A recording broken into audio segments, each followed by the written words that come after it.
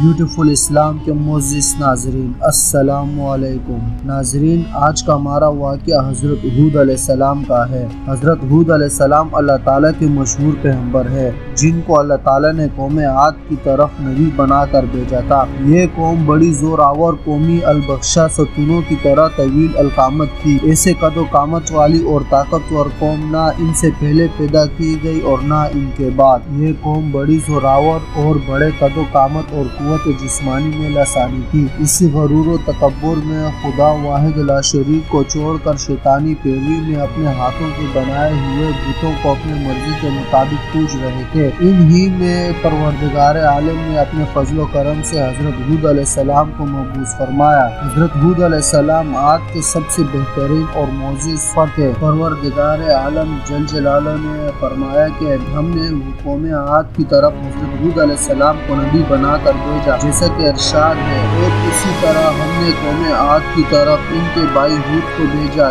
جس نے کہا، اے قوم، اللہ کی بندگی کرو، اس کے سوا کوئی معبود نہیں۔ کیا تم انکار اور بدعملی کے نتائج سے نہیں ڈرتے؟ ان کے جواب میں قوم کے سرداروں نے کہا، اور اس قوم کے جن سرداروں نے کفر کی راہ اختیار کی تھی اور آخرت کے پیش آنے سے منکر تھے، کہا کہ اس سے زیادہ کیا جانتے ہو کہ تمہارے جیسا ایک آدمی ہے، جو تم کھاتے ہو وہ بھی کھاتا ہے، جو تم پیتے ہو وہ بھی پیتا ہے، اور اگر تم اس کی پیروی کرو گے تو بے شک تم اس وقت بڑے خسارے والے لوگوں میں سے ہوں گے۔ اور دوسرے مقام میں ارشاد ہے، اور عاد کی طرف ہم نے بھیجا ان کے بھائی ہود علیہ السلام کو۔ ہود علیہ السلام نے کہا، اے میری قوم، عبادت کرو اپنے پروردگار کی، تمہارے واسطے کوئی معبود نہیں سوائے اس کے، لیکن تم صرف جھوٹ باندھنے والی قوم ہو۔ اے میری قوم، میں نہیں مانگتا تم سے اس تبلیغ پر کوئی معاوضہ، نہیں معاوضہ میرا مگر اوپر اس ذات کے کہ جس نے مجھے پیدا کیا۔ کیا تم نہیں جانتے؟ اے میری قوم، بخشش مانگو اپنے رب سے، پھر توبہ کرو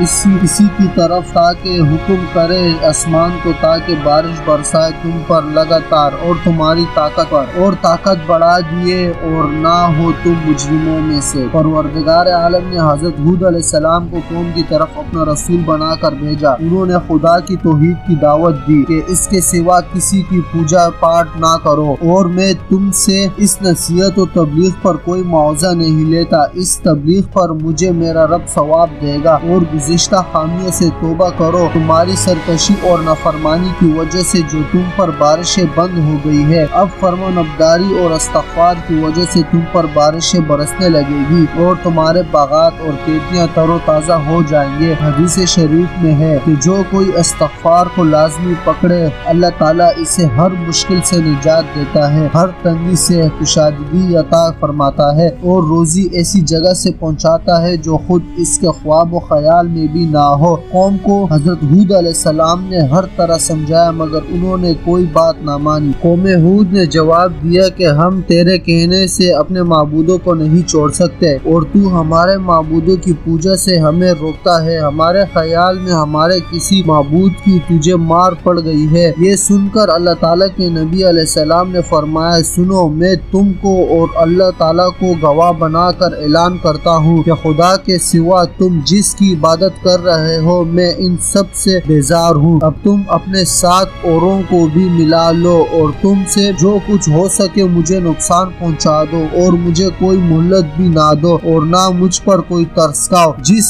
قسم کا نقصان تمہارے بس میں ہے مجھے پہنچا دو۔ میرا توکل پروردگار عالم پر ہے، جو میرا اور تمہارے سب کا مالک ہے۔ دنیا بھر کے جاندار اسی کے قبضے میں ہے، اور کوئی نہیں جو اس کے قبضے سے باہر ہو۔ سب بندوں کی چوٹیاں خدا کے ہاتھ میں ہے۔ اپنے نیک بندوں پر خدا اس سے بھی زیادہ مہربانی ہے، جیسا کہ ماں باپ اپنے اولاد پر مہربان ہوتے ہیں۔ اگر تم میری دعوت کو نہیں مانتے تو نہ مانو۔ میں نے تم کو خدا کا حکم پہنچا دیا ہے، تم کو ہلاک کر کے میرا رب تمہارے بجائے اور لوگوں کو آباد کر دے گا، اور تم خدا کا کچھ نہ بگاڑ سکو گے۔ بے شک میرا رب ہر چیز پر نگہبان ہے۔ قوم ہود نے اپنی طاقت اور تکبر کے نشے میں دعویٰ کیا، ہمیں کون ہلاک کر سکتا ہے؟ ہم سے زیادہ طاقتور تو کوئی نہیں، جیسا کہ ارشاد ہے۔ قوم عاد نے پس تکبر کیا، انہوں نے زمین میں بغیر حق کے اور کہنے لگے، کون ہے ہم سے زیادہ زور آور اور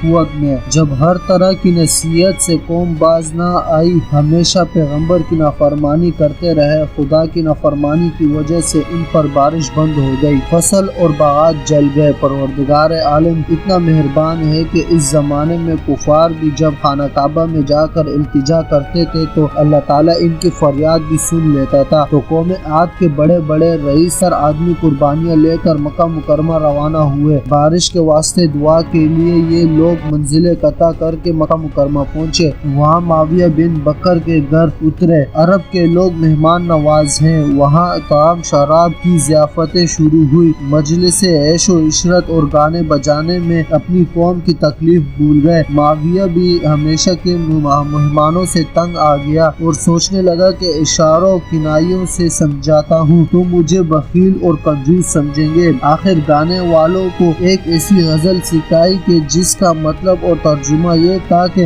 اپنی قوم کی مصیبت سے غافل ہو رہے ہو اور برسات دعا سے کاہل ہو گئے ہو۔ جب عادیوں نے یہ غزل سنی تو ان کو اپنی قوم کی مصیبت یاد آ گئی، پھر ایک دوسرے کو ملامت کرنے لگے اور اپنی غفلت پر نادم ہوئے۔ پھر تو رات دن دعا میں مشغول ہو گئے اور قربانیوں کے ذبح کرنے کا کام شروع کیا۔ ان میں ایک شخص مرشد بن سعید پوشیدہ طور پر مسلمان ہو چکا تھا، اس کا حضرت ہود علیہ السلام پر کامل یقین تھا، وہ بھی ان میں آیا ہوا تھا۔ اس نے کہا کہ جب تک حضرت ہود علیہ السلام کے کہنے پر نہ چلو گے اور خدا پر ایمان نہ لاؤ گے تو اپنے مدعا کو نہ پاؤ گے۔ ان لوگوں نے اس سے جدائی کی اور خدا کی جانب میں دعا شروع کی۔ پروردگار عالم نے 3 ٹکڑے بادل کے ظاہر کیے، سفید، سیاہ اور سرخ، اور آواز آئی کہ ان میں سے ایک ٹکڑا اختیار کرو۔ چونکہ سیاہ بادل سے عموماً بارش ہوتی ہے اس لیے انہوں نے سیاہ ٹکڑا اختیار کیا۔ سرخ و سفید بادل غائب ہو گئے۔ یہ بھی آواز آئی کہ یہ سیاہ ناگ ہے، باقی نہ چھوڑے گا۔ قوم عاد کو پروردگار عالم نے اس سیاہ بادل کو ملک عاد کی طرف روانہ کیا۔ جب عادیوں نے سیاہ بدلیوں کو دیکھا تو خوشی سے دھوم مچائی کہ اس بارہ سے ہماری امید کا باغ پرآب ہوگا اور تمنا کا درخت شاداب ہوگا۔ جب بادل آیا تو کافر حضرت ہود علیہ السلام سے تمسخر کرنے لگے۔ جب حضرت ہود علیہ السلام نے جواب الہی دیکھا تو 4000 مسلمان جو آپ علیہ السلام کے ساتھ تھے ان کے لیے اپنی انگلی سے مدور دائرہ بنایا اور مسلمانوں کو اس دائرے کے اندر بٹھایا اور فرمایا جو کوئی اس دائرے کے اندر رہے گا وہ قہر الہی سے بچ جائے گا۔ قوم عاد اس ابر کو دیکھ کر جمع ہوئے، اپنے اہل و عیال کو لے کر بادل کے نیچے گئے۔ پہلے اس بادل نے ان کے مردوں اور عورتوں کو اور چھپائیوں کو زمین سے اڑا کر آوارہ کیا اور نہایت زور سے زمین پر پٹخ پٹخ کر پارا پارا کر دیا۔ باقی ماندہ لوگ اس عذاب کو دیکھ کر اپنے اپنے گھروں میں پوشیدہ ہوئے۔ بعض کو تو دیواروں کے گرنے سے ہلاک کر دیا گیا اور بعض باہر بھاگ کر زانوں پر گر گرافی النار ہوئے اور مسلمانوں پر وہ قہر الہی کی ہوا نسیم معطل بن گئی۔ قوم عاد مکانوں اور باغوں سمیت نیست و نابود ہوئے، اور جیسا کہ فرمان باری تعالیٰ ہے، عادیوں نے ہود علیہ السلام کو جھٹلایا پس ہلاک کیا ہم نے ان کو۔ اور دوسرے مقام پر ارشاد ہے ان کے پیچھے لعنت پڑی، یعنی رحمت الہی اور برکتوں سے محرومی، اور قیامت کے دن بھی خبردار ہو جاؤ عادی نافرمان ہوئے اپنے رب سے۔ اللہ نے حضرت ہود علیہ السلام اور ان پر ایمان لانے والوں کو آندھی کے عذاب سے بچا لیا۔ عذاب سے بچ جانے والوں نے اللہ کا شکر ادا کیا اور اپنی قوم کے برے انجام پر افسوس کیا۔ یہ سب لوگ پھر مدین اور شام کے درمیانی علاقے میں جا کر آباد ہو گئے۔ جب حضرت ہود علیہ السلام کی عمر مبارک 464 سال ہو گئی تو آپ علیہ السلام وفات پا گئے۔ وادی برہوت کے قریب حجر موت کے مشرقی حصے شیر ترین سے قریب آپ کا مزار ہے۔ ہمیں صرف اللہ کی عبادت کرنی چاہیے، شرک اور بت پرستی اللہ کو پسند نہیں۔ نافرمان قوموں کے انجام سے سبق لینے والے ہلاکت سے بچ سکتے ہیں۔ نیکی کی دعوت دینے والوں کو صرف اللہ سے اجر کی امید رکھنی چاہیے۔ ہر دور میں نیکی کی طرف دعوت دینے والوں کی مخالفت کی جاتی ہے۔ نافرمان اور لالچی لیڈر اپنے ساتھ اپنی قوم کو بھی برباد کر دیتے ہیں۔ اللہ تعالی ہم سب کو نیک اعمال کرنے کی توفیق عطا فرمائے۔